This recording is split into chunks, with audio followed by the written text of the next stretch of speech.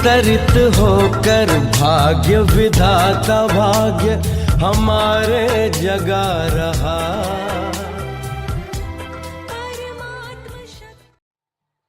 धनि धनि ध मध मध मारे गरे मगर सा, धनि धनि ध मध मध मारे गरे मगर सा। क्या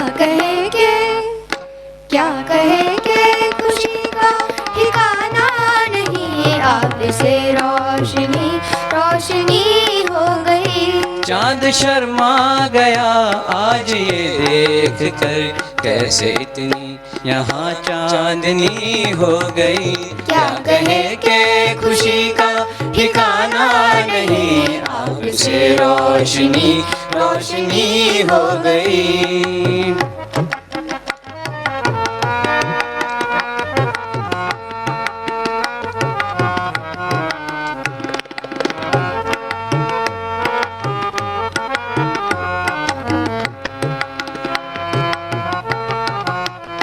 चांद सूरज सितारे सभी आ गए, वो नखत सब गगन के यहाँ छा गए। चांद सूरज सितारे सभी आ गए, वो नखत सब गगन के यहाँ छा गए। आप आए यहाँ चांदनी छा गई, जैसे बेहद गगन ये जमी हो गई। क्या कहे के खुशी का ठिकाना नहीं, आपसे रोशनी रोशनी हो गई।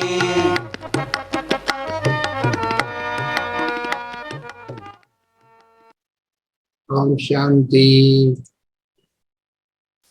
भावना बहन जी ओम शांति, वेलकम। आपके आने से रोशनी रोशनी हो गई, चांद तारे भी मुस्कुराने लगे और आसमां भी कहेंगे जमी हो गया। और क्यों ना हो, जब आपकी भावनाएं इतनी ऊंची है, प्रभु प्रीत आपकी इतनी ऊंची है, सेवाओं के प्रति समर्पण आपका इतना पिछले 35 वर्षों से है, क्यों न हो इस तरह से आपका स्वागत हो। तो प्यारे साथियों, आज हमारे साथ विशेष वक्ता हमारे आदरणीय भावना बहन जी हमारे साथ है और अपने 35 साल के समर्पित जीवन का अनुभव, यूं तो आप बाल्यकाल से ही इस ईश्वरीय ज्ञान में है, अभी तो 35 साल से आप ईश्वरीय सेवाएं समर्पित रूप से प्रदान कर रही है और आपकी बहुत सारे अचीवमेंट्स है। तो आज हम आपके ईश्वरीय जीवन का बहुत सुंदर अनुभव, प्रेरणादायी अनुभव सुनने जा रहे हैं। ये सुवर्ण मौका ड्रामा में आज हमारे पास है, तो आपका दिलो जान से बहुत बहुत हम स्वागत करते हैं। आदरणीय चंपा बहन जी भी हमारे साथ है। चंपा बहन और डॉक्टर साहब आप भी स्वागत करें भावना बहन जी का। हस्तशास्त्र दिल्ली से आप हमारे साथ आज है डॉक्टर साहब। ओम शांति भावना बहन, ओम शांति, वेलकम वेलकम। बहुत आपको स्वागत करते हैं। आपकी भावनाओं को प्राप्त पहले सीन से ही कर रहे हैं।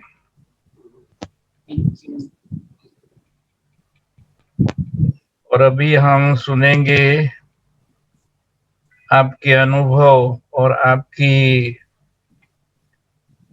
आत्मिक शक्ति का भी अनुभव इसी के द्वारा हो जाएगा।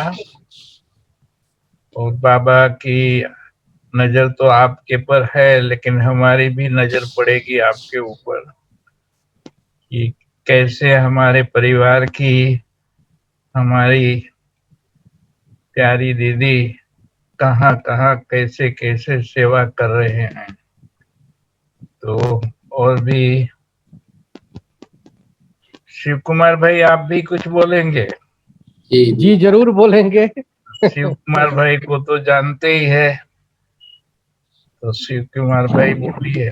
पूनम बेन आज नहीं पधारे हैं?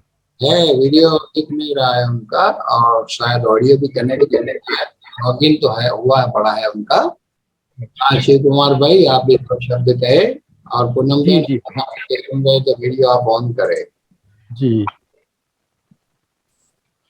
मेरी आवाज आ रही जी? हाँ जी हाँ जी आ रही है। मेरे ख्याल से भावना दीदी जी आपके भावनगर की ही है, गुजरात की। और वो गुजरात जगह, जिस जगह की फुलवाड़ी को स्वयं ब्रह्मा बाप ने सींचा, ब्रह्मा बाबा की प्रेरणा से ही गुजरात का जन्म हुआ। और बाबा ने उस गुजरात के फुलवाड़ी को जो सींचा, उसमें भावना दीदी जी आई। और जब भावना दीदी जी दिल्ली आई थी सेवा में, तो भावना दीदी जी गुजरात की बगिया के तो फूल बन करके आई, लेकिन जो बाप दादा का रथ है गुलजार दादी, तो गुलजार दादी जी ने इन्हें इनमें शुभ भावना भर करके, वैसे तो ये भावना पूर्ण थी पहले से ही, लेकिन बाप दादा ने और बाप दादा के रथ गुलजार दादी जी ने एक्स्ट्रा और शुभ भावनाएं भर करके इन्हें फूल से माली बना दिया। और वो माली आज ना जाने कितनों को फूल बनाया, और कितने ही माली ने कितने ही मालियों को तैयार कर दिया। तो ऐसी शुभ भावनाएं जो दादी जी ने इनमें भरी है, तो आज हम इनका अनुभव सुनते हैं, स्वागत करते हैं और वेलकम करते हैं। बहुत बहुत बधाई हो। ओम शांति।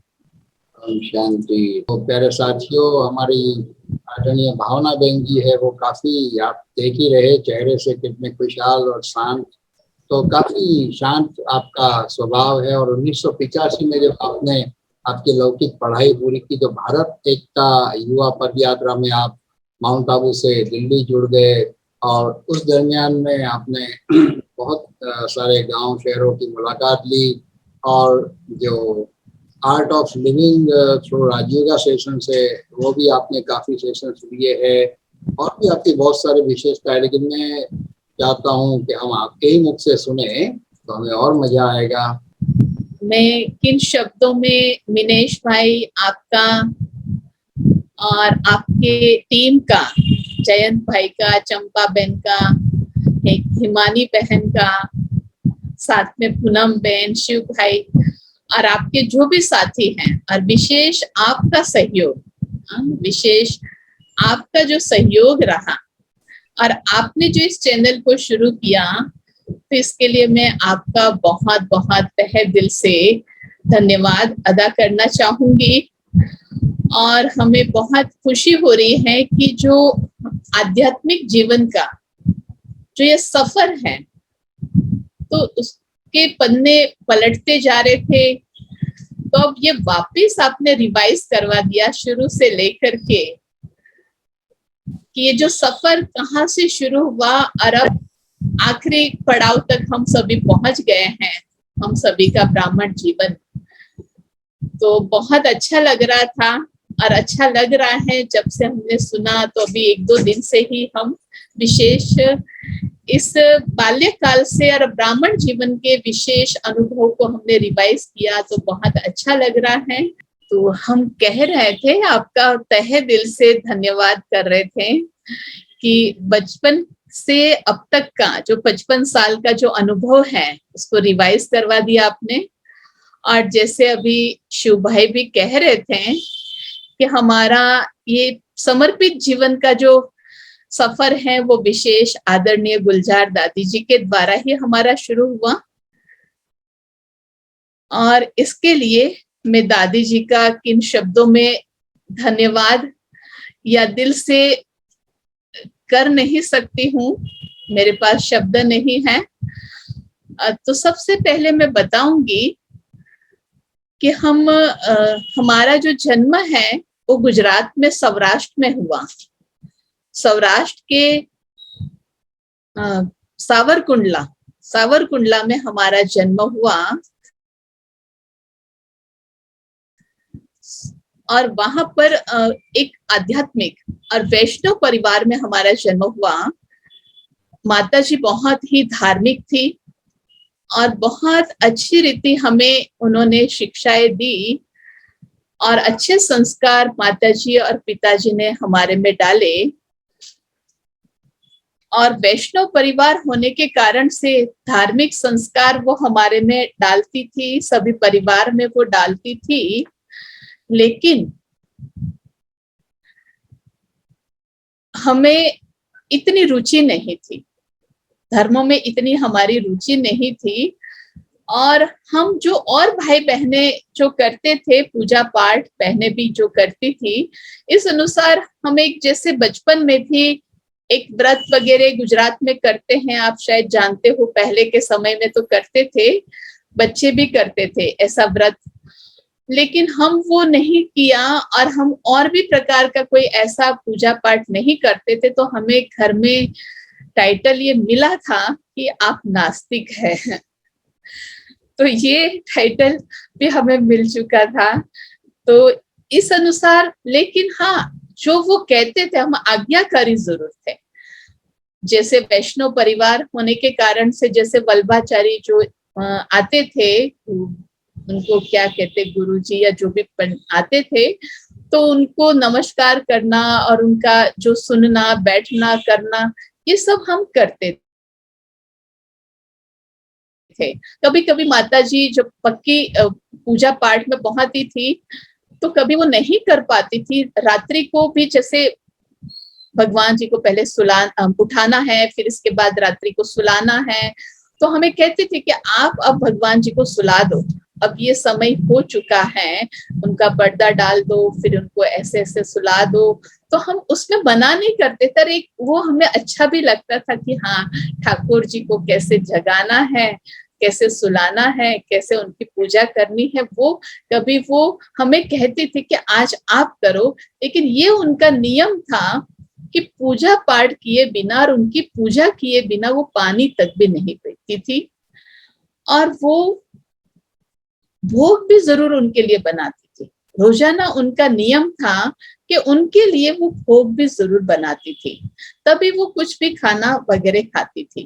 तो एक धार्मिक, भले हमारे में वो भक्ति पूजा पाठ के संस्कार नहीं थे, लेकिन आज्ञाकारिता के संस्कार जरूर थे। जैसे कभी उनको मंदिर जाना, रोजाना ही उनका नियम था मंदिर जाना, यानी कि हवेली जाना। तो उनको रहता था कि मैं दर्शन करूं, उनका मैं दर्शन करूं। तो अभी मेरा दर्शन जो है, मैं लेट हो गई हूँ, तो आप मुझे स्कूटी से छोड़ दो और आप मेरे साथ चलो और मुझे वहां लेके चलो, भगवान जी का मैं दर्शन करके आती हूँ, ठाकुर जी का, कृष्ण जी का। तो उस रूप से उनकी बात को मान करके मैं उनको हवेली ले भी जाती थी। कभी वो लेट हो जाते थे और उनको रहता था कि अभी दर्शन नहीं होगा। इस प्रकार से ये सब हम करते थे जरूर। लेकिन एक जो बताया कि माला जपना, पूजा करना, व्रत रखना और क्या, मतलब ये सब क्या है, इतना विश्वास नहीं होता था। और दूसरी तरफ से पिताजी जो है कि शिव के भक्त थे, तो वो शिव की पूजा करना, रोजाना शिव मंदिर जाना, ये उनके संस्कार थे। तो एक धार्मिक परिवार होने के कारण कि ये सब चीजें तो थी, लेकिन खुद में नहीं थी। और इस आधार से पिताजी भी हर मास या ऐसे समय समय पर सोमनाथ मंदिर पर ले जाना, सभी परिवार वालों को ले जाना, माता जी के आधार से फिर श्रीनाथ बारे भी ले जाना, और गुजरात के और भी जो स्थान है, जो जलाराम बाबा जो कहते थे वहां, वो वीरपुर है आदि, मतलब ये सब धार्मिक स्थान, सब जगह यात्रा हर साल में 2 बार भी कराना, ये सब उनका नियम था। तो ये सब अच्छे हमें संस्कार और अच्छी पालना मिली, और मैं कहूंगी कि एक अच्छा संपन्न परिवार था। और हमें कभी भी किसी भी प्रकार की कोई कमी, मतलब क्या होता है ऐसा कुछ हमें पता नहीं चला। बहुत अच्छे तरीके से उनसे संस्कार और पालना मिली हमें। इसके बाद तीसरा जो है कि अब धर्म का जो है, माताजी पिताजी का ये था, और तीसरा हमारी जो लौकिक बड़ी सिस्टर ईला बहन जो उस समय थी, वो ज्ञान में चली। और वो ज्ञान में किस आधार से चली, उनका ज्ञान जो है हमारे रिलेशन में, दूर के रिलेशन में एक बहन थी, जयंती बहन उस समय थी, और वो बहन बाबा के समय की थी। ये 70 के आसपास की बात है। 1970 में वो परिवार के पास आई और वो ज्ञान देती थी। इससे पहले भी थोड़ा थोड़ा जो है कि कोई कोई सुनाते थे लेकिन कोई सुनता नहीं था। यानी कि बाबा के समय में भी अभी जो हमें मैसेज मिला बताया कि हाँ थोड़ा बहुत कांटेक्ट में थे कोई, लेकिन ये बड़ी सिस्टर वो ज्ञान में आई और बाबा की जो समय की वो बहन और वो संदेशी थी, तो उनके द्वारा उनको ज्ञान मिला। तो 1970 में वो ज्ञान में चली और 1980 तक तो समझ लो कि किसी ने सुना नहीं, और हम लोग भी सुनते थे यानी सुनाती थी, लेकिन इतना कोई रुचि नहीं रखता था।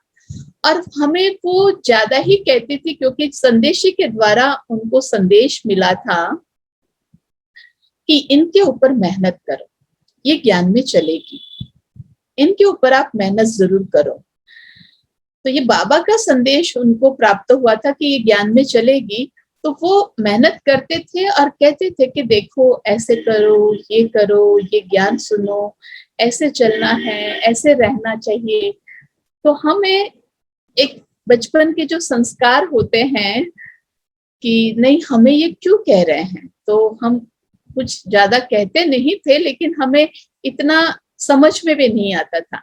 लेकिन एक बार जो है कि वो रोज ही सुनाते थे, तो हमने एक बार जब हम काफी छोटे थे तो हमने कहा कि आप हमें क्यों बार बार सुना रहे हैं, हमें ऐसा आप क्यों बता रहे कि देखो मदर फादर आपको तो कुछ नहीं कह रहे हैं, वो तो आपको कुछ नहीं कह रहे हैं ना, कि आप ज्ञान में चल रहे हैं, वो भक्ति में चल रहे हैं, तो वो आपको कुछ नहीं कह रहे हैं, और आप हमें क्यों बार बार कह रहे हैं, हम भी जैसे चल रहे हैं इस रूप से हमें भी चलने दीजिए।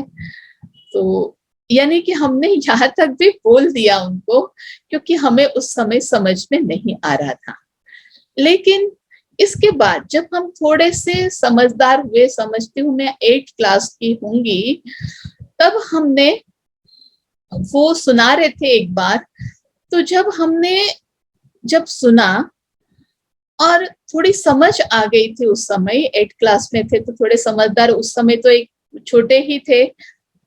तो जब हमने कहा कि अच्छा ऐसे हैं कि भगवान आए हैं, अच्छा ये बात है, मतलब वो हमें क्लियर अभी वो पॉइंट्स याद नहीं है, लेकिन हमें ये बात बहुत जब अच्छी लगी कि अच्छा परमात्मा आए हैं और भगवान आकर के हम ये सुना रहे हैं और ये ज्ञान की ये बातें हैं, तो मुझे आज समझ में आई।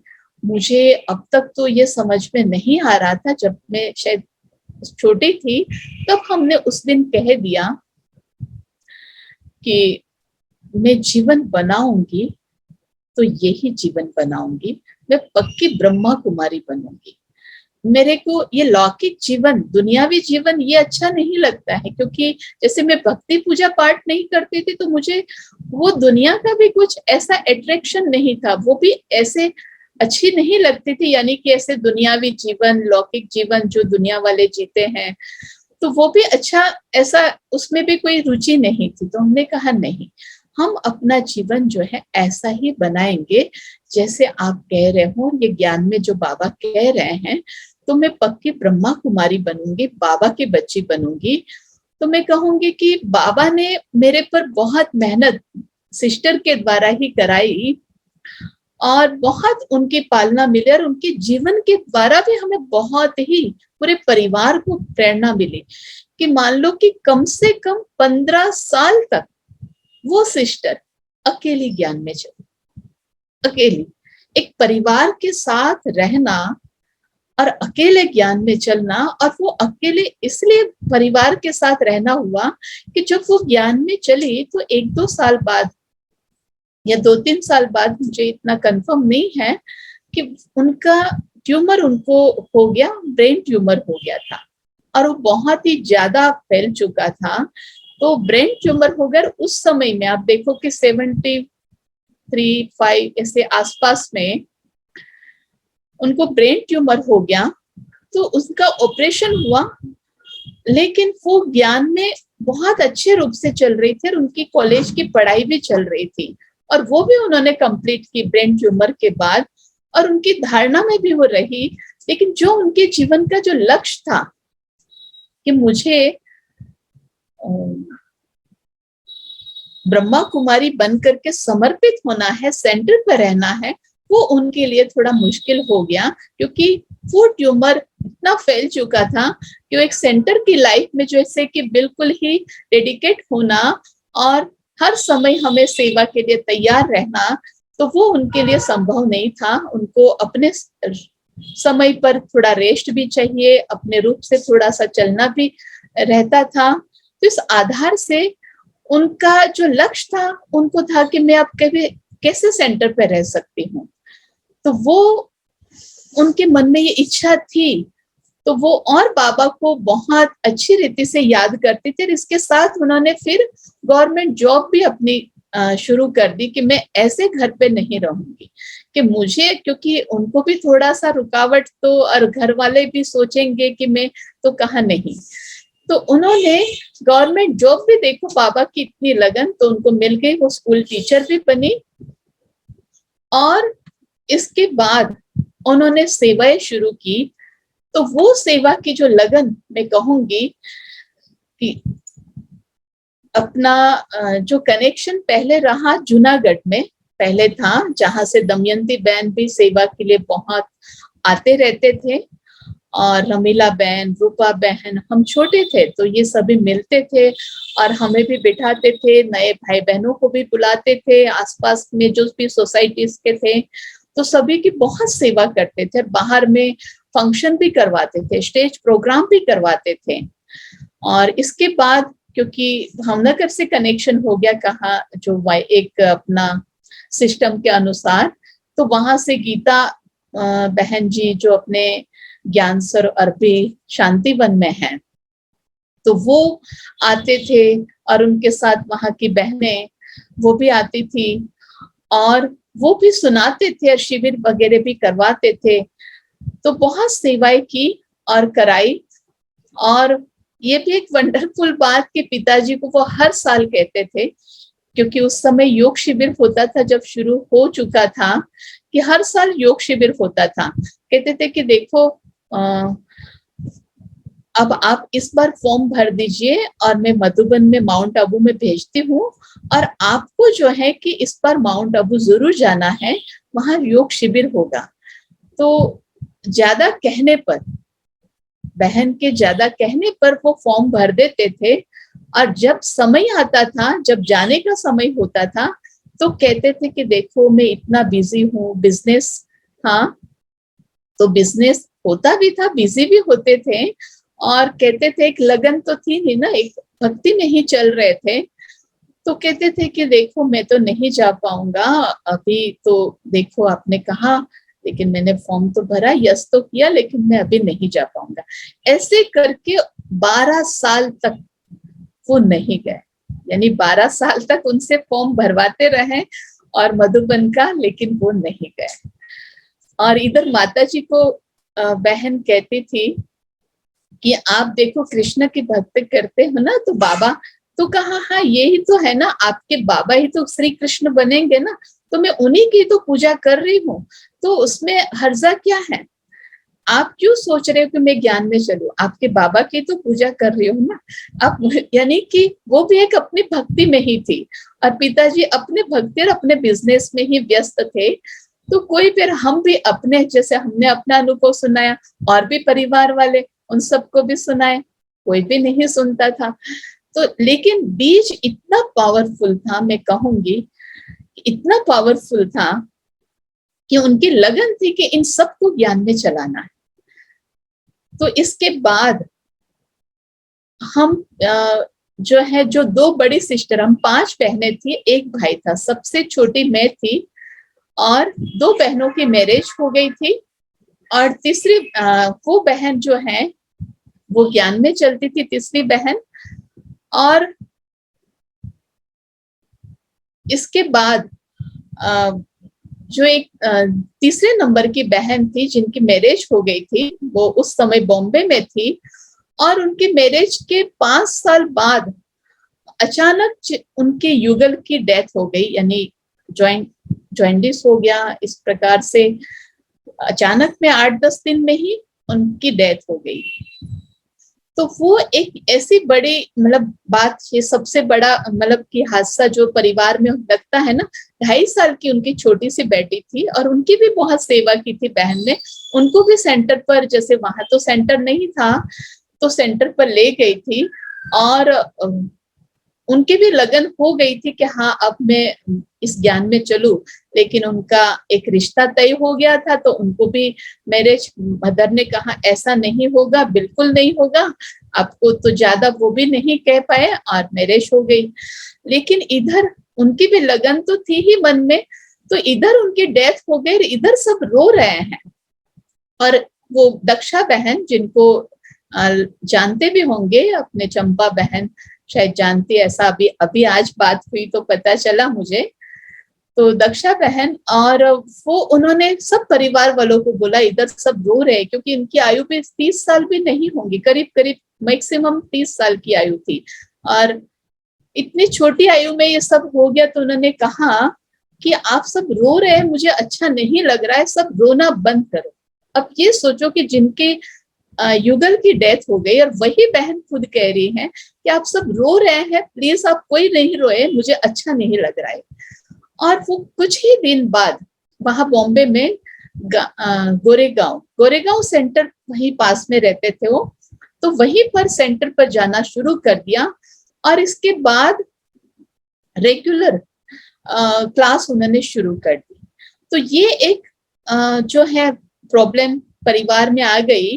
तो इस आधार से जो हमें रुकावट डाल रहे थे मदर कि नहीं आप लोग ऐसे थोड़ी कि सारे ही ज्ञान में चलेंगे, तो हम कहते थे कि देखो ऐसा हादसा हो गया, अभी भी आपको समझ में नहीं आ रहा है क्या, अभी भी आप नहीं समझ रहे? कहते वो तो हो गया, ये तो बात राइट है, लेकिन क्या ये सबके साथ होता है? और जो भी कुछ होता है, लेकिन ऐसे तो नहीं होगा, आप तो मेरी जो है परिवार की इज्जत गवाओगे, आप वाइट ड्रेस में सारे ऐसे करोगे और मेरी नाक कट जाएगी। तो ऐसी ऐसी बातें जो है वो बोलते थे, और हम हंसी में हम कहते थे आपको पता नहीं है, आपकी नाक नहीं कटेगी, आपकी नाक ऊंची हो जाएगी, आपकी इज्जत नहीं जाएगी, आपकी इज्जत बहुत ऊंची हो जाएगी। आप नहीं समझ रहे इन बातों को। लेकिन एक जैसे माताओं के जो संस्कार हैं और जो ज्ञान समझ में नहीं था, आता नहीं था, तो इसलिए तो वो तो अपने रूप से यही बातें करते थे, और हमारे लिए तो कुछ ज्यादा ही रुकावट वो डालते थे, क्योंकि हम सबसे छोटे थे, तो सबका प्यार बहुत था। विशेष माता जी का तो बहुत ही ज्यादा हमारे में अटैचमेंट था। तो वो हमारे लिए तो ऐसा मतलब वो मतलब किसी के लिए भी नहीं सोचते थे, लेकिन हमें, क्योंकि हम घर में ही थे, तो उनके सामने ज्यादा, क्योंकि 2 बहनों की तो मैरिज हो गई और एक बहन को तो फिर उन्होंने चले ही चले। तो इस आधार से फिर एक बार जो है भैया दूज था, तो भैया दूज के दिन लौकिक में जो मामा, वो हाईकोर्ट के, उस समय हाईकोर्ट के जज थे, नवीन करके, नवीन रवानी, तो वो उस समय हाईकोर्ट के जज थे। जब बाद में लास्ट में रिटायर्ड हुए, तो जोधपुर हाईकोर्ट अपने वहां के चीफ जस्टिस के रूप से वो रिटायर्ड हुए राजस्थान में। तो वो जब आए थे, जब भैया दूज के दिन तिलक के लिए अहमदाबाद में जब रहते थे, तो उन्होंने तिलक किया और उन्होंने अपनी प्रॉब्लम सुनाई भाई को। माता जी ने कहा देखो ये ज्ञान में चलती है, और ये जब उस समय मैं ही थी सामने, शायद और कोई थे नहीं, मुझे इतना ध्यान नहीं है। तो और हमने व्हाइट ड्रेस पहनना भी शुरू कर दिया था, और कहा कि देखो ये ज्ञान में चलती है, आप इनको थोड़ा समझाइए। तो हमें बिठा दिया। अब इतना हम ज्यादा बात नहीं करते थे, वैसे ही हमारी नेचर नहीं थी कि हम इतना बड़ों के साथ, और मामा तो वैसे ही कम आते थे, उनका आना जाना कम था वहां से, तो कम बात करते थे। तो उन्होंने कहा, पूछा मुझे, क्योंकि आखिर तो वो जज थे, तो और वो भी हाई कोर्ट के जज थे उस समय। तो उन्होंने पूछा मुझे से बात की, तो हमें वो कुछ बातें याद नहीं है, लेकिन लास्ट की कुछ बातें याद हैं। तो काफी, जबकि मैं बात नहीं करती थी, वैसे भी मैं बहुत संकोच करती थी, यानी बोलने में भी, बड़ों के साथ और वो भी उनके साथ। लेकिन एक नशा उस समय, देखो ज्ञान इतना बुद्धि में बैठ गया था, अच्छी रीति से समझ में आ गया था। तो वो जो पूछते गए मैं बताती गई, उनको बोलती गई, बताती गई, पॉइंट वाइज जो भी, मतलब बहुत अच्छी रीति से बाबा ने बताया, करवाया। तो इसके बाद माता जी भी वहीं बैठे थे, तो कहा देखो मुक्ता नाम था, तो मुक्ति कहते थे प्यार से। देखो मुक्ति, इनको आप अब मना नहीं करेंगे, इनको आप रोकेंगे नहीं, क्योंकि इनकी लगन है। और ये आप सोचते हो कि अगर आपको कल के लिए ये सोचो कि ये पता नहीं ज्ञान में चल पाएगी या नहीं चल पाएगी, आगे चल के क्या होगा, ये क्या करेगी, ऐसा कुछ नहीं है। ये बहुत मतलब स्ट्रांग है और ये बहुत अच्छे रूप से चलेगी, और आप इसको रुकावट नहीं डालना, आप उसको चलने दो, इस ज्ञान मार्ग में चलने दो। तो हमें बहुत ही, सबसे ज्यादा समझ लो कि खुशी तो इतनी हुई कि देखो कोर्ट में नहीं जाना पड़ा, जज साहब खुद घर में आ गए और हमारे लिए खुद ही फैसला दे दिया। और बाबा ने कितना अच्छी रूप से दे दिया। जब उनकी तरफ से उनको ये बात मिली, तो उन्होंने फिर कहना, मतलब हल्का हल्का कहते थे, इतना ज्यादा वो कह नहीं पाते थे और रुकावट डाल नहीं सके। तो एक हमारे लिए रास्ता अच्छी रीति खुल गया। और इसके बाद अब इन्हीं दिनों में ही भारत एकता युवा पद यात्रा 1985, तो वो पद यात्रा जब शुरू हो रही थी, हम कॉलेज में जब पढ़ रहे थे, बीकॉम कर रहे थे, और उस समय गुजरात में ज्यादा स्ट्राइक चल रहे थे, आरक्षण के रूप से, जो वो बहुत ही ज्यादा स्ट्राइक चल रहा था। और वो बार बार एग्जाम जो थे कॉलेज के, वो लेट होते जा रहे थे, बार बार लेट होते जा रहे थे। तो हमें याद रहा था कि हम इतना मतलब पढ़ाई कर रहे हैं और इतना सब कुछ कर रहे हैं, और ये देखो एग्जाम बार बार लेट होते जा रहे हैं, ये अच्छा नहीं लग रहा था। लेकिन पढ़ाई में रुचि भी थी, और मदर की भी ये इच्छा थी कि आप सीए करना, और हमारा भी इंटरेस्ट था, अकाउंट हमें अच्छा लगता था, उसमें हमारी परसेंटेज बहुत अच्छी आती थी, तो हमारी भी रुचि थी कि हम सीए करेंगे। और बाबा की इधर ये था कि हाँ बाबा की बन गई, बाबा का मुझे बन के रहना है, मैं पक्की ब्रह्मा कुमारी। लेकिन ये मुझे था कि समर्पित होने में मुझे डर लगता था। तो मैंने बाबा को कहा था, बाबा मैं ब्रह्मा कुमारी तो बनूंगी, यानी नाना आपकी बच्ची तो बनूंगी, लेकिन एक समर्पित जीवन है।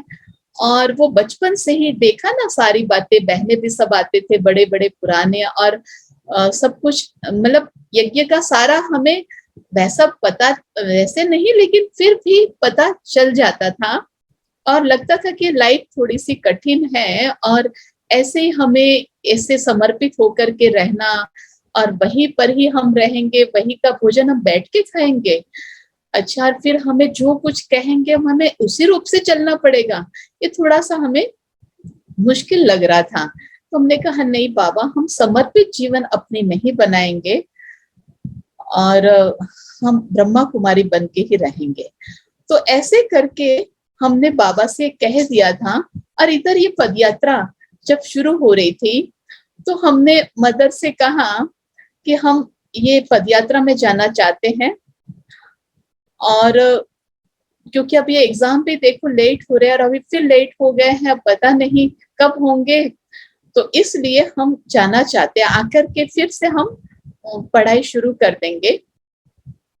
तो तब कैसे बाबा की मदद से हमें परमिशन मिल गई, और हम जब गए मधुबन में, तो मधुबन में जब हम गए,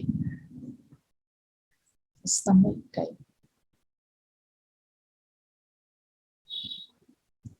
तो वहां पर बड़ी दादी हमसे मिले। और दादी, जब हम बहुत ही पतले दुबले थे, तो दादी हमें देख करके कहा कि बाबा आप बाबा ये पद यात्रा में जाएगी, बाबा ये, क्योंकि सारा हमें जो डायरेक्शन आया था कि हॉस्पिटल का सर्टिफिकेट जो भी कुछ उसमें इंजेक्शन बहुत सारा बताया था, तो सारा हमने कंप्लीट करके और हम गए थे। और वहां तो इसलिए परमिशन मिल गई थी, लेकिन देख करके दादी को आया कि बाबा, दादी क्या कहे, बाबा ये पद यात्रा करेगी, इतनी मतलब छोटे भी थी आयु और इतने पतले भी हैं, और ये कैसे करेगी, तो बाबा आप जान, बाबा आप देखना, दादी ने ऐसे ही बिल्कुल कहा। और माना दादी की तो परमिशन मिल गई, और हमने जो कुछ वहां पर परिचय देना था वो दिया। इसके बाद वो माउंट आबू से भारत एकता युवा पदयात्रा, ये भारत देश से करीब 12 जगह से निकली थी। तो एक वो पदयात्रा माउंट आबू अपना मधुबन से निकली थी। तो मधुबन से ये यात्रा निकली, तो इसका सौभाग्य हमें मिला कि हम वहां पर दादी से पहले मिलना हुआ, और इसके बाद मधुबन निवासियों के साथ और दादी जी के द्वारा ही हमें ध्वज मिला, यानी कलश भी मिला मधुबन का, और हम सबने वहां से यात्रा आरंभ की। और वहां से विशेषकर अपनी आदरणीय रतन मोहिनी दादी जी, वो हमें समय समय पर वहां मिलते रहे पदयात्रा में, जो 2 मास तक ये यात्रा चली। तो उसमें सारी इंफॉर्मेशन बड़ी दादी को जाती थी कि हाँ ये यात्रा यहाँ पर पहुंची है, यहाँ पर अच्छा इनको ये तकलीफ हो रही है किसी को, क्योंकि शायद 40-50 भाई बहने होंगे, और उसमें सारे मधुबन निवासी थे, भाई सारे मधुबन निवासी थे, बहनें 8-10-12 ही थी, और उसमें 2 हम कन्याएं थी, और एक सिस्टर भी, हमारी लौकिक सिस्टर भी, वो साथ में अरुणा बहन, वो भी गई थी। और दूसरा जो छोटे एक हमारे जैसे ही एक बहन अल्पा बहन भी गई थी, जो अभी शक्ति नगर के कनेक्शन से मुखर्जी नगर में है, वो अपनी सेवाएं यहाँ पर दे रही है दिल्ली में ही। तो वो और हम दोनों गए, और दादी को इंफॉर्मेशन, दादी को ज्यादा अटेंशन हमारे पर रहता था कि वो कैसे हैं। तो दादी को कहते थे, दादी वो तो उड़न खटोले है। और उसमें मेरे, क्योंकि हम तो ज्यादा ही वीक थे वो बहन से भी, तो कहते अच्छा उड़न खटोले हैं।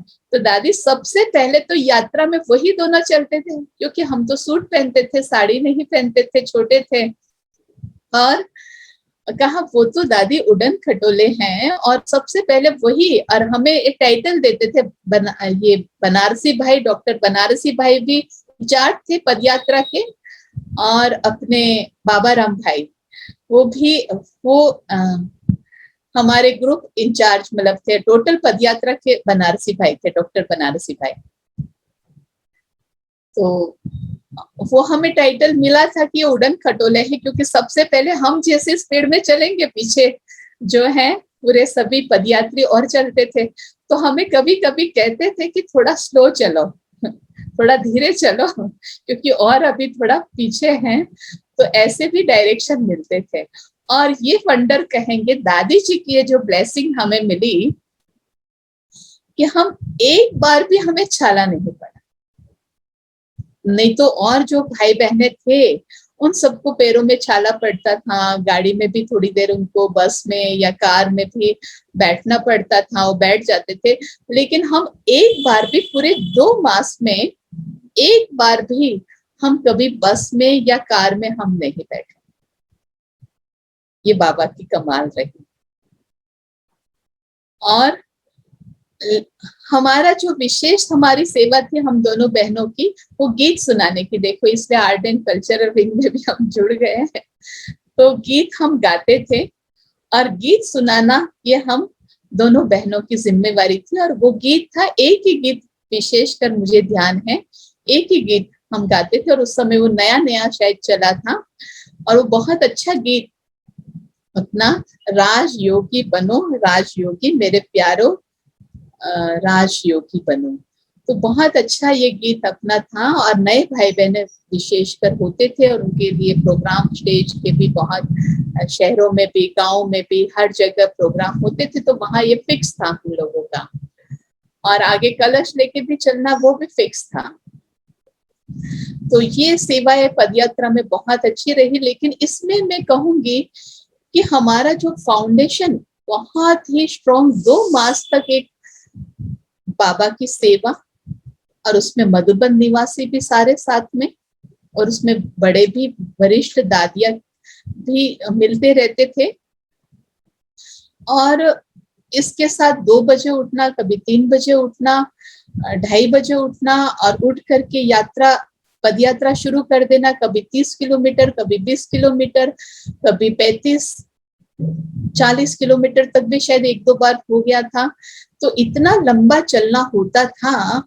लेकिन बाबा की कमाल कि बाबा ने कितना बल भर दिया। और मैं ये कहूंगी कि वो चलते हुए कि जो बाबा की याद रहती थी, जो बाबा ने जो डायरेक्शन है वो सारा ज्ञान तो अच्छी रीति समझ में आ ही गया था। तो चार्ट रखना कि कितना समय मेरी इस चलते हुए याद रही। हम बहुत मौन में रहते थे। तो कहते थे कि अच्छा ये आपकी सिस्टर है, ये तो बिल्कुल बोलते ही नहीं है, ये बात ही नहीं करती हैं। यानी कि मतलब बहुत अच्छा हमें लग रहा था कि यात्रा में बहुत अच्छी हमें मतलब पालना भी मिली और बाबा की तरफ से बहुत ब्लेसिंग भी मिली। और बहुत ही मैं उसका आगे ज्यादा भी अनुभव नहीं, मैं देख रही कि समय और अधिक आगे बढ़ता जा रहा है। तो मैं अभी दादी गुलजार जी के साथ का ही अनुभव और थोड़ा सा जैसे मेरठ में आना हुआ, दादी कई दादियों से हमें पालना और प्यार मिला। तो अभी ये तो सब अभी नहीं हो पाएगा। तो विशेषकर बड़ी दादी जी का भी बहुत प्यार और पालना मिली। आदरणीय दादी गुलजार जी की तो समझ लो दिल्ली में दादी हमें लेकर के आई। और कुछ बातें तो जरूर मैं दादी की सुनाऊंगी, बड़ी अपनी आदरणीय गुलजार दादी जी की। और मेरठ में तो मैं 5 साल रही, देवता दादी जी के साथ रही। और जब बहन का जो लौकिक सिस्टर जिन्होंने उनका भी वंडरफुल अनुभव, तो अभी तो कुछ नहीं कह सकते उनके लिए ज्यादा हम तो। लेकिन जब उनका दूसरा ऑपरेशन बॉम्बे में हुआ तो वो 89 में जब हम मेरठ में थे, मेरठ में देवता दादी के साथ ही कमल सुंदरी दादी, जो बाबा ने नाम दिया था उनको, तो वहां हम बॉम्बे में गामदेवी सेंटर पर गए क्योंकि ऑपरेशन होना था। तो इससे पहले हमें कहा था कि आप पहुंच जाएं वहां, और जरूर जाना था हमें। तो हम पहुंचे वहां। तो और वो बहन से तो जैसे भी मिलना हुआ, लेकिन वहां की जो बात मैं बता रही कि आदरणीय शील दादी वहां पर रहते थे। तो शील दादी के साथ 1 सप्ताह हमारा 1 सप्ताह तक वहां हम रुके। तो शील दादी ने भी हमें बहुत प्यार दिया। और शील दादी ने हमें कहा कि आप यहाँ रुक जाओ बॉम्बे में, मैं देवता से बात करती हूँ। देवता दादी के लिए बोला कि मैं देवता से बात करती हूँ और आप यहीं पर ही रुक जाओ। तो मैंने कहा दादी देखो मैं तो सेवा में हूँ, आप बात कर लीजिए, मैं तो यहाँ भी रहने के लिए तैयार हूँ। दादी ने गामदेवी सेंटर के लिए कहा कि आप यहाँ रुक जाओ। मैंने कहा दादी मैं तो अच्छा है भाई, सब दादियों का प्यार और पालना मिलेगी। और जबकि देवता दादी तो बहुत स्ट्रिक्ट माने जाते थे। अगर जिनको यज्ञ में पता हो, पुराने भाई बहन हो, अपने यज्ञ के जो वरिष्ठ भाई ने लौकिक सिस्टर को कहा, जो ज्ञान में चलती थी, उनको कहा कि जहां आप 4 दिन भी नहीं रह सकते हो, जहां ये 4 साल से रह रही हैं। तो दादी इतना स्ट्रिक्ट थे देवता दादी। तो लेकिन मैं बहुत खुश थी कि हमें दादियों की पालना और नियम कायदे और सब, बहुत दादी की भी बहुत सारी विशेषता थी। तो वो बहुत हमें मिली, प्यार मिला, अनुभव मिला। तो इधर शीलेंद्र दादी ने कहा, तो मैंने कहा दादी आप बात कर लीजिए, मैं तो तैयार हूँ, बाबा ने मुझे अभी इस सेवा के लिए यहाँ भेजा है। तो लेकिन दादी ने बात की होगी। लेकिन देवता दादी तो जब यहाँ पर आए थे यानी दिल्ली में भी गुलजार दादी के पास जब मैं आई, तो बड़ी दादी ने मुझे अब कैसे हम समर्पित का हुआ, तो यही बाबा की जो प्यार और पालना से मतलब कैसे जीवन बदल गया और हमने तैयार हो गए कि हमें अपने जीवन को समर्पित करना है। तो इधर में देवता दादी भी जब पांडव भवन में लेने के लिए आए तो गुलजार दादी ने कहा, देवता देखो अभी यहाँ विदेशी भाई बहने आ रहे हैं, तो भावना को अभी यहाँ छोड़ दो, क्योंकि अभी विदेशी भाई बहने, क्योंकि जब दिल्ली में सिर्फ एक पांडव भवन ही था कि जहां पर कोई भी मेहमान या विदेशी भाई बहने रुक सकते थे, और जब उनका टर्न था तो काफी सारे आ रहे थे, सेवा भी थी, तो इसको यहीं अभी छोड़ दो, थोड़े दिन के लिए तो छोड़ दो कि सेवा चल रही है। तो कहा नहीं, दादी ने मेरे लिए भेजा है, मैं लेके जाऊंगी। तो मैंने अब यानी कि कहने का यानी कि भावार्थ है कि देखो दादियों से कैसे हमें प्यार और पालना मिली, और देवता दादी भी संदेशी थी। तो जब हमें वहां पर हम रहना शुरू किया दादी के साथ, तो दादी ने हमें कहा कि आप जो है ना यज्ञ की ये आत्मा हो। यज्ञ की नाम लिया, एक कुमारी थी, कुमारी का नाम बताया, हमें याद है अभी हम बता नहीं रहे। तो कहा कि यज्ञ की ये कुमारी थी और बहुत बंधन में थी, और वो आप कुमारी हो और आप यज्ञ में थी। कहा अच्छा दादी होंगी जरूर, लेकिन अब मैं से अभी तो कैसे कहूंगी, हाँ मैं यस करूंगी, आप कह रहे हो। फिर कोई आए थे तो जो पुराने थे तो उनको भी कहा दादी ने कि देखो ये वो आत्मा है।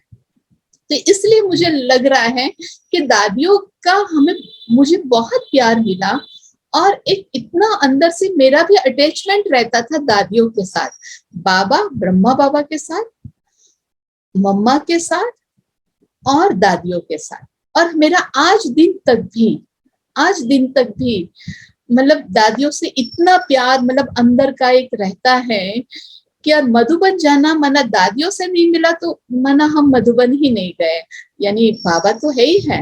तो इतना मतलब कि ये बहुत सारी बातें हैं। तो मैं समझती हूँ कि थोड़ा अब समय हो गया है, और मैं गुलजार दादी जी के लिए मैं कहूंगी कि जैसे दादी ने कहा कि गुलजार दादी से इनको मिलवाओ, जब गीता दीदी को हमने बोला कि अभी हम अपना जीवन समर्पित करना चाहते हैं दीदी, तो पहले दीदी बहुत बोलते थे लेकिन हम बिल्कुल ही नहीं मानते थे।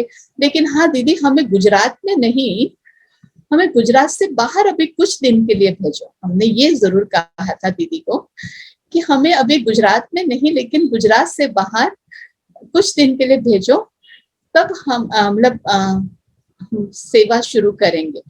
तो दीदी को आया, गीता दीदी को कि चलो तैयार तो हुए, इसके बाद मैं यहाँ बुला लूंगी, पहले ये जाए तो सही है।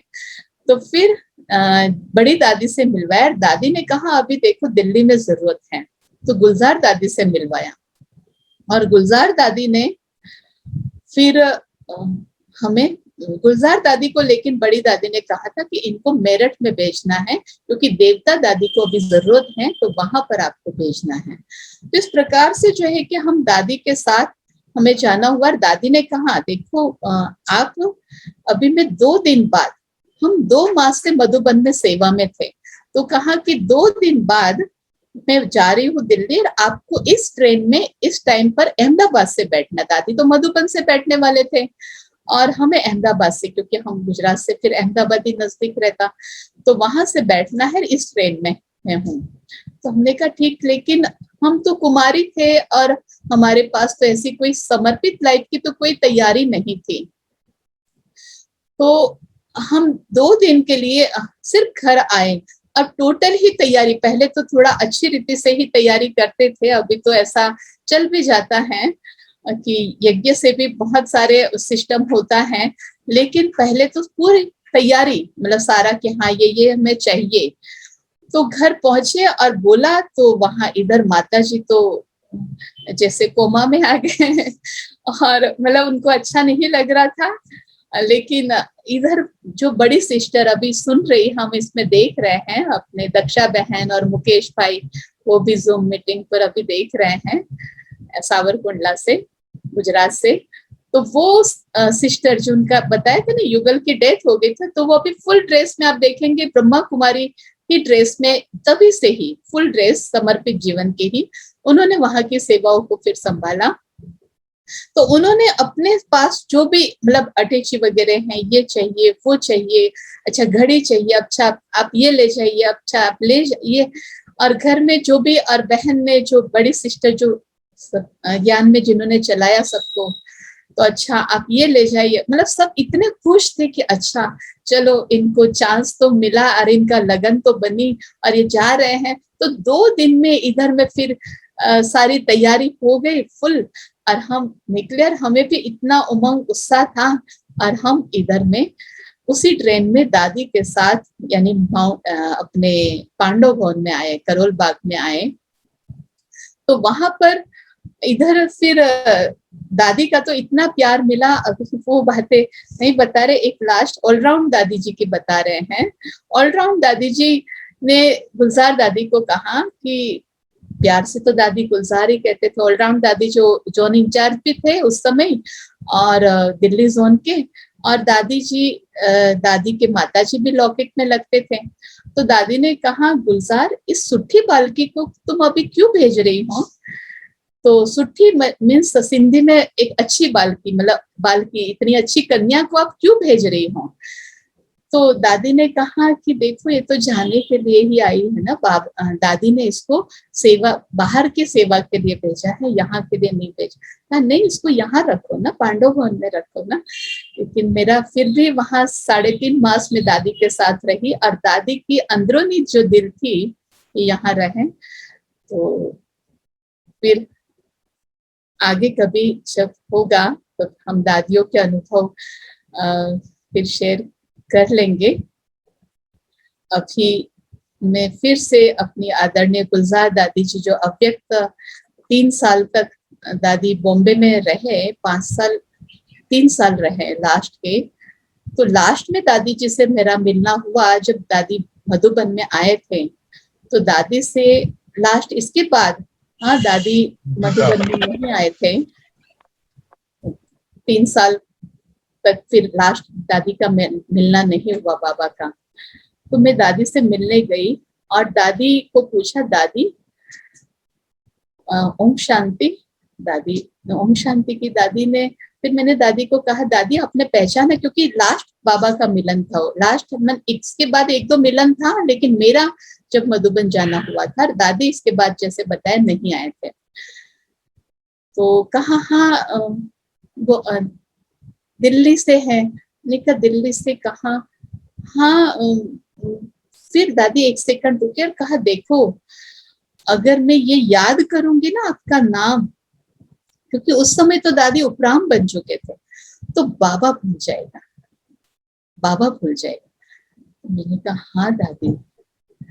दादी फिर दादी हम भी ऐसा क्या पुरुषार्थ करें जो आपकी तरह हर समय बाबा ही याद रहे। तो कहा देखो कुछ भी काम करो ना तो बाबा बाबा करते रहो, खाना खाओ, कोई भी काम करो, उठो बैठो सो, जो भी काम करना है बाबा बाबा दिल से करते रहो, तो फिर हाँ ऐसे बाबा की याद रहेगी। तो ये लास्ट मिलन मेरा जब था, और एक बार फिर बॉम्बे में भी जाना हुआ था जब दादी बॉम्बे में थे। तो और इसके बाद मिलन हमारा दादी के साथ यहाँ पर बहुत बार हुआ। यहाँ पर दिल्ली में रहते वो अव्यक्त मिलन होता था दादी से, और दादी जैसे कहते थे कि अब तैयार हो जाओ, मैं कहती थी नहीं दादी अभी आप मत जाना। तो दादी की प्योर टचिंग आती थी कि दादी प्योर वाइब्रेशन देते थे और कहते थे कि अब तैयार हो जाओ, अब जल्दी करो, अब समय नहीं है।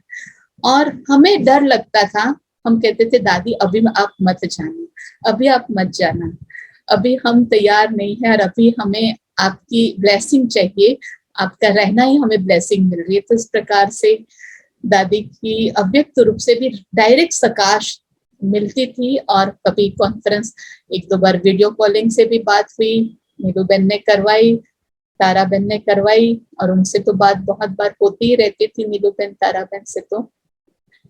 और बस यही अब दादी की बाबा की अब आश को हमें पूरा करना है।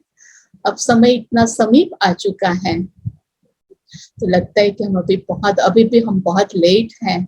मैं बहुत अब जल्दी से दादियों की, और दादी की तो विशेष आश रहती थी दिल्ली नंबर 1, तो अभी वो आश को पूरा करना है। तो मैं देख रही हूँ जो लौकिक में जो भाई वो भी ज्ञान में चलता है, और उनकी बेटी भी सुख शांति भवन अहमदाबाद में रहती है, 12 साल से रहते हैं शायद, करीब 12 साल हो गए राधिका, वो वहां रहती है, और वो वहां सावरकुंडला में सेवा दक्षा बहन संभालती हैं। मुकेश भाई भी ज्ञान में चलते, अरुणा बहन भी, और सभी चलते हैं।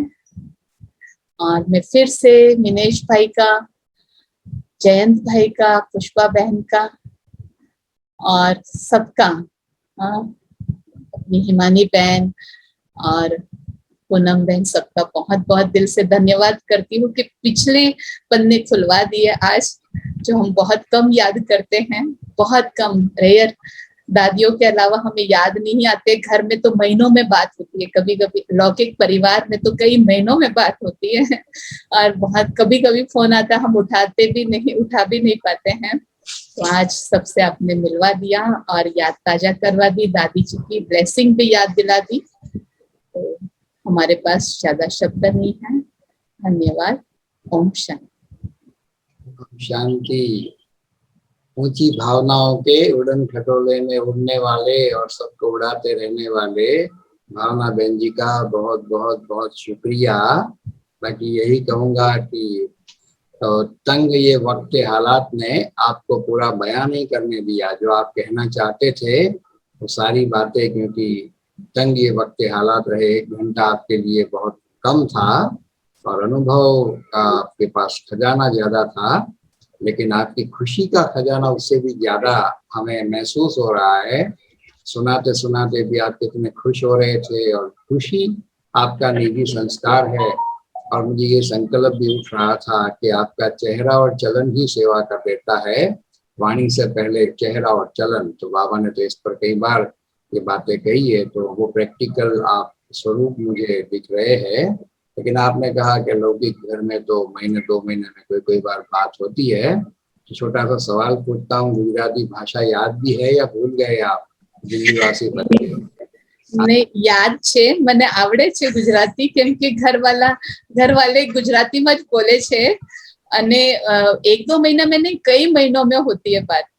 2 महीने से भी ज्यादा, अधिक समय, कभी 6 मास, कभी ऐसे समय भी हो जाता है, 6 मास भी अधिक समय। तो गुजराती आवड़े छे पण डाइवर्ट થઈ જાય છે, लाइन चेंज થઈ જાય છે। ऐसे गीत की आपको गुजराती के संदर्भ में सुनाता हूँ, फिर चंपा बहन बोलेंगे। माता छे गुजरात धरती वतननी ए माटी छे, माता छे गुजरातनी धरती वतननी ए माटी छे, मां मूળ छे मारा भाषा मारी गुजराती छे। ચોખ્ખા નથી દેખાતા જરા મોટું हर घेला गुजराती, हरख घेला गुजराती, मिठड़ा मारू मिठड़ी भाषा, मत मीठू लिखाती अषाढ़ी घन गरजे कदी, आषाढ़ी घन गरजे कदी, झीणू झीणू झरमरती गरवा आ गुजरातनी भाषा, भाषा मारी गुजराती छे। तो भाषा हमारी गुजराती छे। की भावनाएं तो जो है, जब से इंटरनेट अप डाउन कर रहा है, वो शब्द तो यहाँ पर पहुंच रहे हैं, शब्द तो मैं सुन रही हूँ। बाकी मेरी भाव और भावनाएं जो है साइलेंस में तो आपके पास लगातार जा ही रही होंगी, लेकिन शब्दों के द्वारा जो है बिल्कुल खुशी है आपको बहुत। तो मैंने तो पहली बार ही आपका अनुभव सुना है और बहुत सुंदर अनुभव है। कुछ यूथ बहनों के अनुभव सुनने से जो है मेरे को जो एक ज्ञान की गहरी बात स्पष्ट हुई है, वो ये हुई है कि जो सिंध हैदराबाद से चले हुए परिवार आते थे ज्ञान सुनने के लिए बाबा के पास, और जब उन्होंने शरीर छोड़ दिए, उनकी पढ़ाई पूरी नहीं हुई, तो जितनी भी समर्पित टीचर्स हैं 60 और 65 साल की उम्र के अंदर अंदर जो बहनें आज तक भी आ रही हैं, तो उनमें से जो समझो 60-65 साल की उम्र से और 40 साल की उम्र के बीच की जो बहनें हैं, वो वहां के जो भाई बहन चले हुए वो आत्माएं हैं। और उसके बाद जब बाबा भारत देश में आ गए और यहाँ भी जगह जगह जब सेंटर खुल गए थे बाबा के सामने, और उस समय जो परिवार चले और उसमें से भी जिन्होंने शरीर छोड़ा, तो जितनी भी आज छोटी एज की भी 40 से नीचे वाली जितनी बहनें हैं, वो लगभग वही आत्माएं हैं जिन्होंने घर परिवार में रहते हुए बाबा का ज्ञान लिया था और फिर उनका जो स्टेटस ऊंचा खड़ा है, लेकिन वो पढ़ाई पूरी नहीं पढ़ पाए और बस आते ही वो परिवार के साथ जो है ज्ञान के अंदर चल पड़े। और जैसे आपका तो समर्पित होने का किस्सा जो है थोड़ा ज्यादा ही लंबा हो गया, लेकिन बहुत सारी बहनें ऐसी हैं जिनको सहज तरीके से समर्पण भाव मिल गया। मेरे को अपना भी याद आया कि मेरी तो मात्र लगन ही यही थी कि बस मैं जो है भगवान से मिलूं, अगर भगवान है तो मैं भगवान से मिलूं। तो वो जो संस्कार पिछले जन्म का सिंध हैदराबाद का गया हुआ, वो जन्म लेते ही रुक्मणी दादी जी जब हमारे लौकिक घर में ही 2 महीने रही थी और सत्संग करती थी, तो उसी समय ही हुआ था लौकिक जन्म भी। तो वो जैसे बीज तो पड़ चुका था, लेकिन पढ़ाई पूरी होते ही एकदम वो ऐसा प्रस्फुटित हुआ कि बस ड्रामा अनुसार ऐसे जल्दी जल्दी सीनरियां बनते गए कि यज्ञ में आने के बाद फिर मुड़ करके उस साइड देखा ही नहीं, जैसे बाबा अपनी तीव्र गति से सेवाएं लेता रहा। तो मेरे को तो ये बिल्कुल स्पष्ट है, चाहे अल्पा बहन जी ने सुनाया, रजनी बहन ने सुनाया, अपनी कुसुम बहन, जो भी अपने सुना रहे इसके अंदर एज ग्रुप वाले, तो लगभग सब ऐसी ही आत्माएं हैं जिन्होंने पिछले जन्म में ज्ञान लिया था और स्टेटस ऊंचा होने के कारण से दोबारा समर्पित होकर के ले रहे। और बाकी अपने डॉक्टर जयंत भाई, चंपा बहन जी, ये तो अपने इसी एक जन्म में ही इतनी कमाई जमा कर रहे हैं, इतना बड़ा चैनल चला करके मनीष भाई, और ये कि बस जो है पुरुषार्थ लगभग देखा जाए रेस के सब इकट्ठे स्पीड से सभी दौड़ ही रहे हैं। बाकी तो जैसे वो कोई कंपटीशन होता है ना, तो उसमें वो क्वेश्चन देते हैं और उसका आंसर जिसका सबसे कम समय में होता है तो वो सिलेक्ट हो जाता है आगे के लिए। ऐसे ही जो अंतिम घड़ियां बाबा ने कही, कैसे सिलेक्ट करेगा 8 रत्न 108 16,108, तो अपने अपने तरीके का क्वेश्चन अंत में सभी के पास आएगा, लेकिन उसने कितने समय में उसको प्रैक्टिकल सोल्व कर लिया, उसी के आधार पर उसका जो है माला का मणका वो बन जाएगा। ऐसी स्पष्टता जो है इन दिनों में, वैसे भी पिछले साल से जब से सेंटर के अंदर अंदर ही रह रहे हैं, तो चिंतन में बाबा बहुत सारी भविष्य की बातें स्पष्ट करवाता जाता है। तो इसलिए ये स्पष्ट है जो इन्होंने अपना अनुभव में कहा, भाई दादी ने कहा आप पिछले जन्म में ये थे।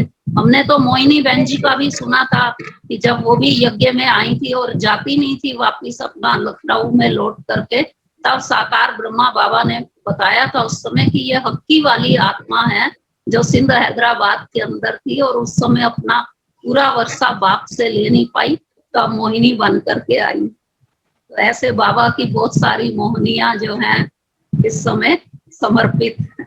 ओम शांति। एक्चुअली हम शांतिवन में भट्टी में है, इसीलिए मैं YouTube से सुन रही थी। अभी रूम में आए तो फिर हमने Zoom से समझ में आ रहा था कि इस वक्त आप शांतिवन में लग रहे हैं। हाँ जी, हाँ जी, आज ही भट्टी का ओपनिंग हुआ तो हम थोड़ा लेट पहुंचे, तो YouTube से हम सुन रहे थे भावना दीदी। चलो फिर से सबको निमंत्रण दे रहे हैं, राधिका बहन आपको भी दे रहे हैं। थैंक यू, हम जरूर आएंगे। हाँ जी, अपनी दीदी के साथ। दिल्ली वाले बहन को बोलो आवे। दिल्ली वाले बहन, हाँ दिल्ली वाले बहन को हम भी बुला रहे, हमारे पास ही नहीं आए हैं 5 साल से। अभी आप बुलाओ तो हमारे आ जाएंगे। बुलाएंगे तो आना ही पड़ेगा, नहीं कहाँ जाएंगे। जरूर। अभी भी आजी नहीं बोल रहे, देखो ना। हाँ जी, हाँ जी, मैंने कहा जरूर आएंगे, पूनम बेन को साथ में लेके आएंगे। हाँ, पूनम बेन को तो पूनम बेन को तो आना ही है। पूनम बेन को तो बहुत बार आना है सारी हाँ, पार्टी लेके। पूनम बेन के साथ आएंगे हम। भावना बहन, ये आपने बढ़िया सी तरकीब बता दी। अब तो मैं आपका पल्ला पकड़ करके और चल दूंगी जरूर। बिल्कुल रोड के जरूर हाँ। गुजरात में। हाँ जी, जी जी जी। ऐसे भूलना नहीं है गुजरात को, भाषा को भी नहीं भूलना है भावना बेन। નહીં ભાષા મને કયો છો? હા તમને હા, મને ભાષા આવડે છે, ગુજરાતી આવડે છે। બાબા એ આજ કીધું કે અપકાર્યો પરથી પણ ઉપકાર કરવાનો છે અને જે કન્ટિન્યુ કરશે તો પછી પ્રેક્ટિસ થઈ જશે મારી। રાધિકાની મમ્મી છે, રાધિકાની मम्मी और मुकेश भाई तो इना पापा छे।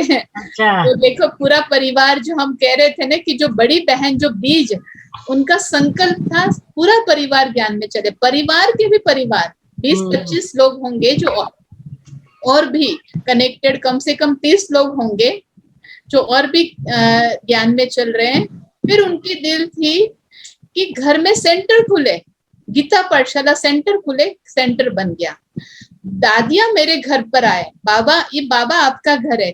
बड़ी दादी प्रकाश मणि दादी उस सावरकुंडला में उस घर में पहुंचे हैं जहां पर सेंटर है।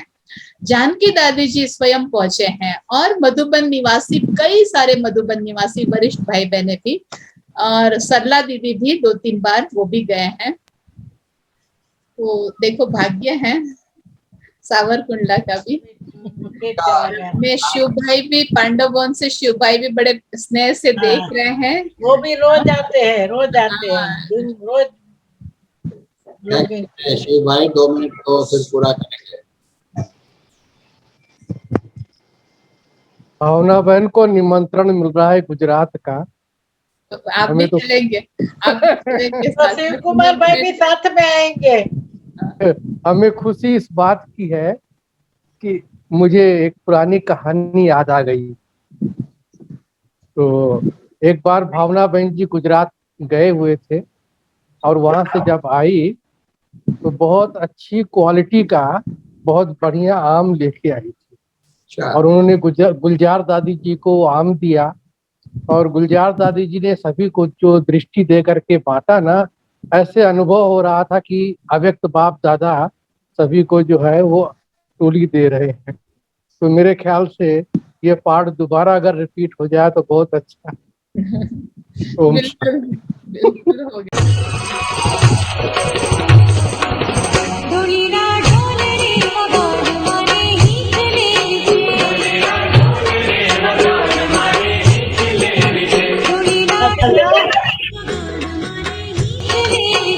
भट्टी में है, राधिका फिर भट्टी में।